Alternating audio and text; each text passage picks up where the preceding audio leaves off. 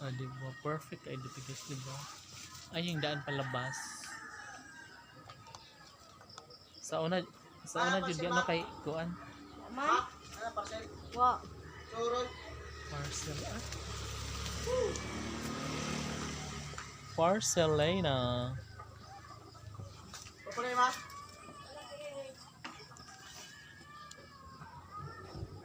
Diba? Hey now in a world. Gag pangita do akong Belinda. Ha? Miss Belinda. Asa naman dai kayot? Na busy man ko dai kay kuan. Kanang meeting ni. Dolfo? Ang babaeng diwata. Magdidis ko na naman si Dolfo. Magikir ba siya gaya nagkuhan ko no pista sa Maganhan? Kailan po na siya susidad. Kasi, Udol.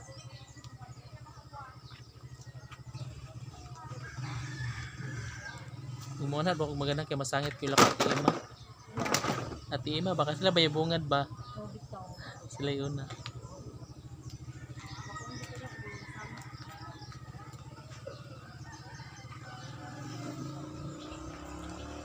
Sakit ba sa akong mukha? May tagyawat yung ano ko. But anyway, highway. So ayun nga guys. Ay, andito pala si Dudong. Bumalik na pala si Dudong. Hi si Dudong.